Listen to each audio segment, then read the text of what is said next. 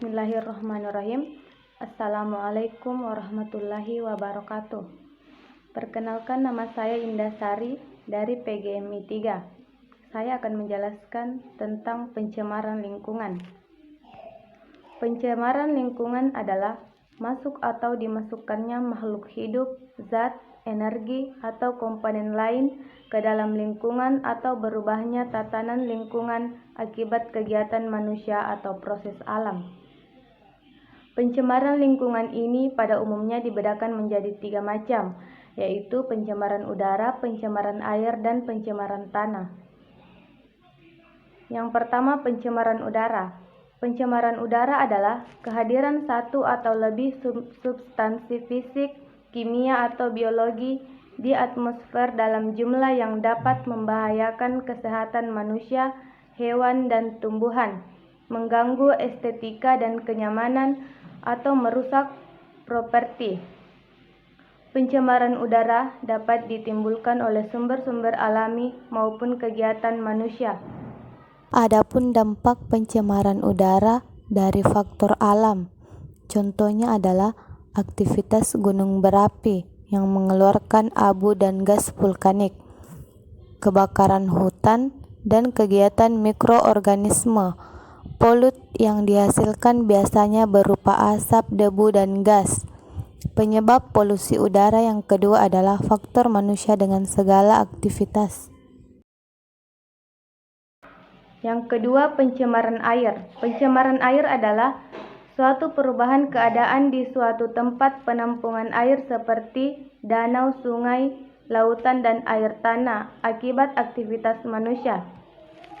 Danau, sungai, lautan, dan air tanah adalah bagian penting dalam siklus kehidupan manusia dan merupakan salah satu bagian dari siklus hidrologi.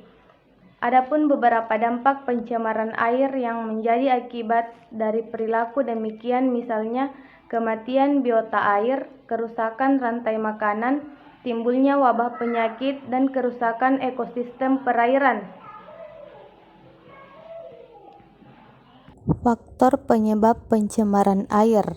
Yang pertama, pembuangan limbah industri ke perairan dan limbah rumah tangga ke sungai. Yang kedua, penggunaan pupuk pestisida yang berlebihan. Yang ketiga, penggunaan racun dan bahan peledak untuk menangkap ikan. Yang ketiga adalah pencemaran tanah. Pencemaran tanah adalah keadaan di mana bahan kimia buatan manusia masuk dan mengubah lingkungan tanah-tanah.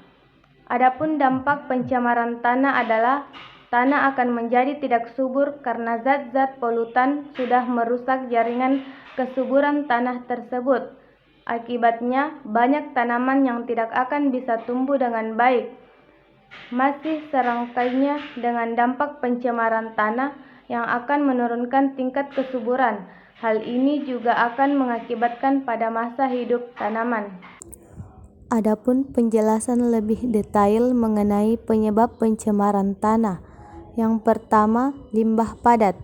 Limbah padat merupakan limbah buangan yang berasal dari industri pabrik yang berupa bubur, padatan, atau lumpur dari hasil pengolahan pabrik tersebut.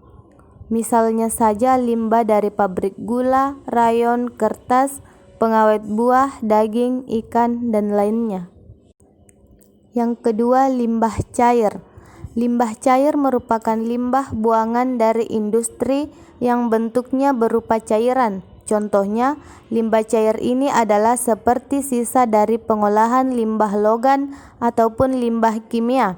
Limbah yang bentuknya cair ini sangat berbahaya sekali, terutama jika limbah tersebut mengandung berbagai bahan kimia yang berpotensi mengganggu kesehatan manusia. Yang ketiga, limbah anorganik.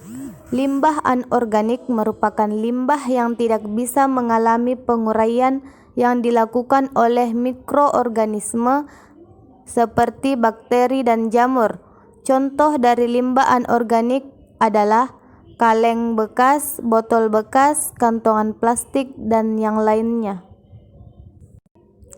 Yang keempat, limbah organik. Limbah organik adalah kebalikan dari limbah anorganik, yakni limbah ini dapat terurai oleh bakteri atau jamur sehingga tidak begitu berbahaya bagi tanah itu sendiri. Contoh dari limbah organik adalah oli, cat, sampah rumah tangga, dan daun yang kering dan yang lainnya. Yang kelima, limbah industri. Limbah industri ini berasal dari perumahan atau pabrik-pabrik domestik. Limbah ini biasanya lebih banyak berasal dari perhotelan, rumah makan, pasar, tempat wisata, instansi pemerintah, dan yang lain sebagainya. Limbah yang dihasilkan berupa limbah padat ataupun limbah cair. Yang keenam, limbah pertanian. Limbah yang berasal dari limbah pertanian juga bisa menyebabkan pencemaran tanah. Contohnya jika menggunakan pupuk atau pestisida secara berlebihan. Hal ini akan menyebabkan tanah akan menjadi rusak dan tercemar. Selain itu, penggunaan pupuk dan pestisida secara berlebihan akan menyebabkan rusaknya hasil panen dan juga pertumbuhan tanaman tidak akan optimal lagi.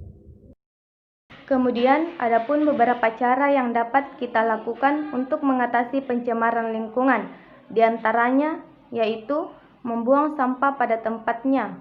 Yang kedua, penanggulangan limbah industri. Yang ketiga, penanggulangan pencemaran udara. Kemudian, penghijauan dan penanaman pohon. Penggunaan pupuk dan obat pembasmi hama tanaman yang sesuai. Itulah tadi penjelasan dari saya. Sekian. Assalamualaikum warahmatullahi wabarakatuh. ظهر الفساد في البر والبحر بما كسبت أيدي الناس ليذيقهم بعض الذي عملوا لعلهم يرجعون